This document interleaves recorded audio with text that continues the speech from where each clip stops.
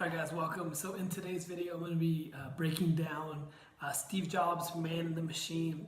I'm going to break down, was he a monk or was he a monster? Now, if you know anything about Steve Jobs, I'm sure a lot of us do. If you're watching this video, you probably know who he is. But I know when he was alive, I wasn't a really big fan of him as a person.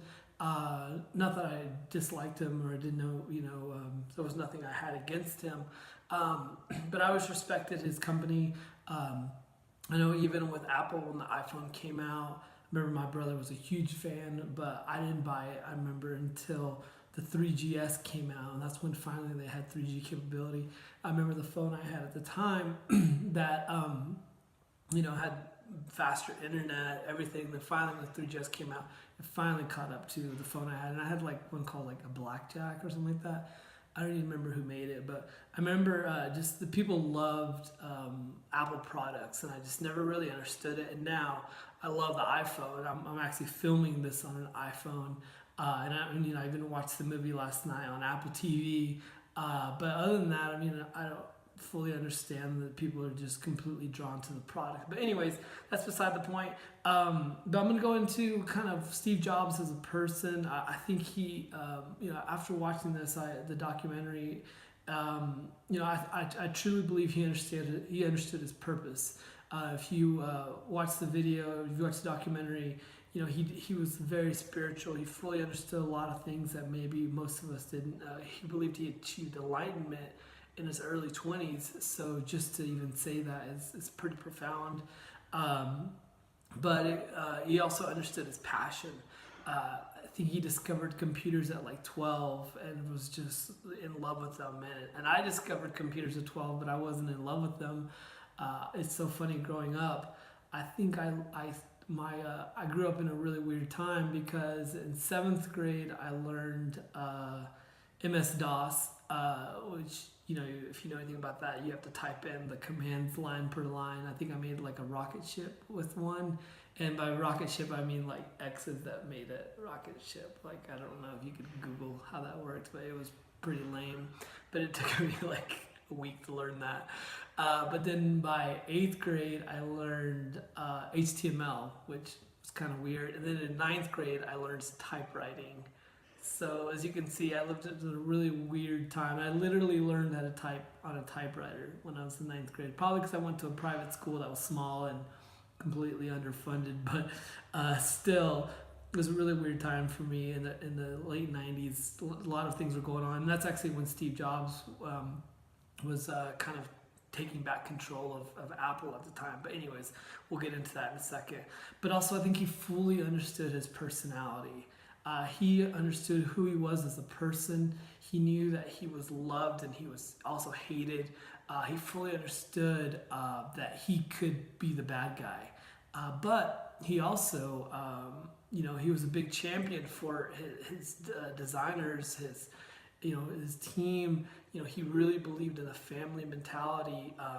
Even some of the stuff he got in trouble for, he did it, trying to help out his own team members, so that's kind of what I want to break it down next. Some of the things that he was both the hero and the villain.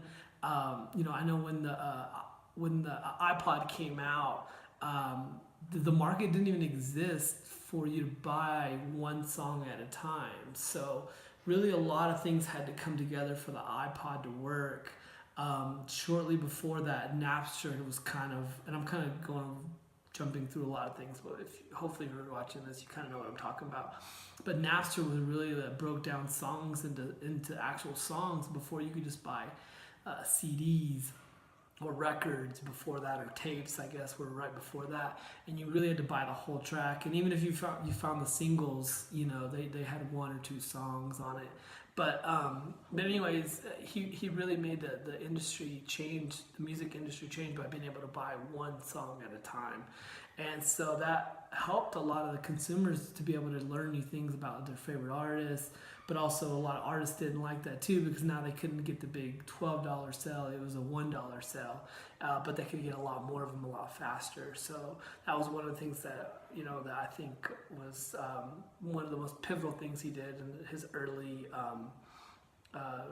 rise back from that. And let's take a step back. So his first 10 years when he started Apple, he actually, from the beginning started in his garage with Steve Wozniak.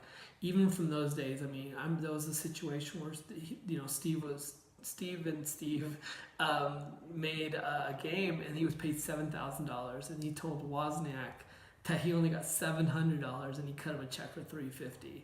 And Steve Wozniak talks about how it hurt him, but he also, he would have done it for free, he said.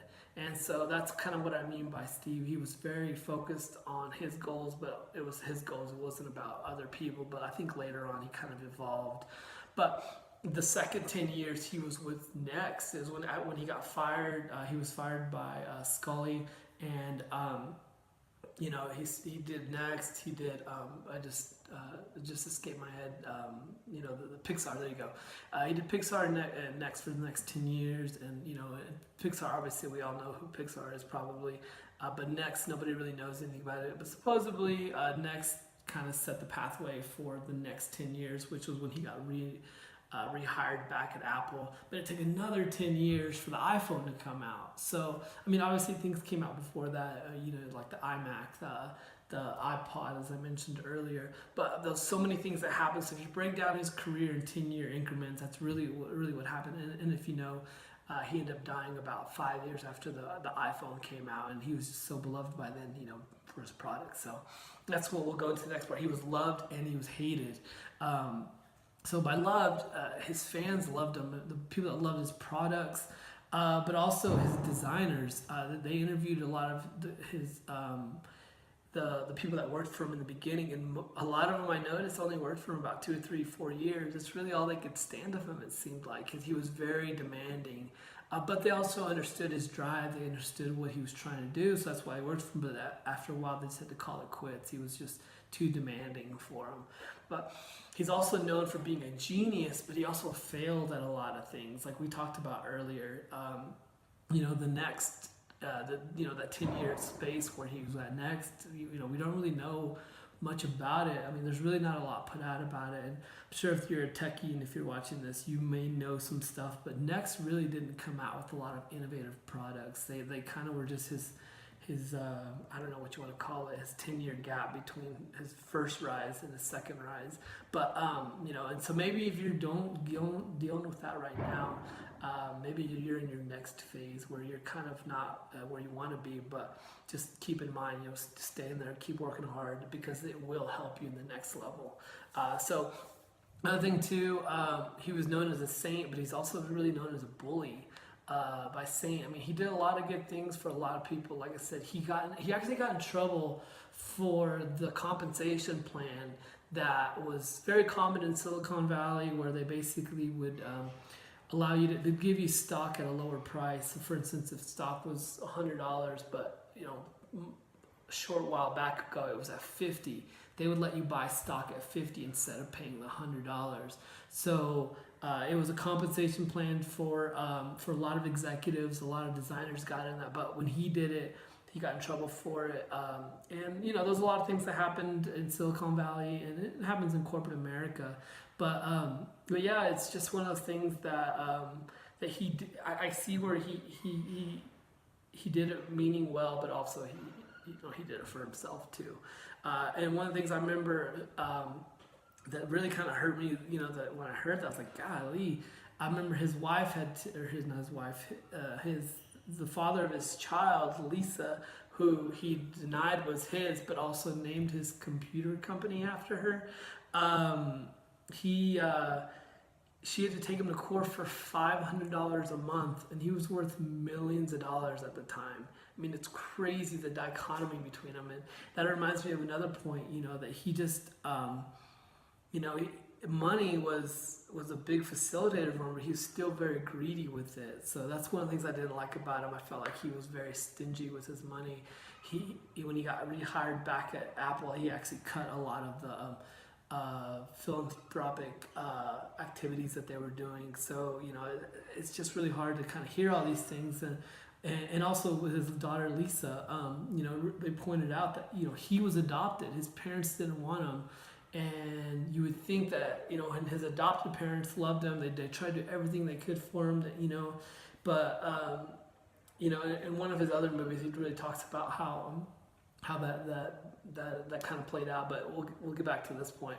Was that you would think as a child who's rejected by his parents that he would do everything to love his parents, but he actually just repeated the same cycle. All right, guys, I don't know what happened there. My camera just cut out. So, anyways, getting back to the point, back to the end of this was that he created these things, and he created these products that people love that were really designed to connect us. But in the end, a lot of people that said the technology was designed to connect us has really isolated us. We are no longer connected with people as we should or as we could. Just think about it. We have a technology that allows you to speak with people all the way across the world. And how often do we do that?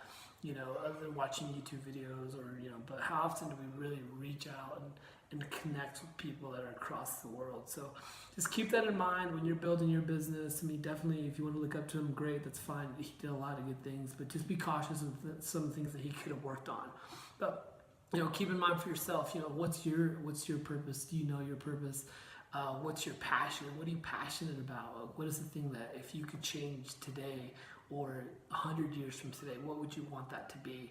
And also, do you know your personality? Do you know what makes you tick as a person, and also that people respond to?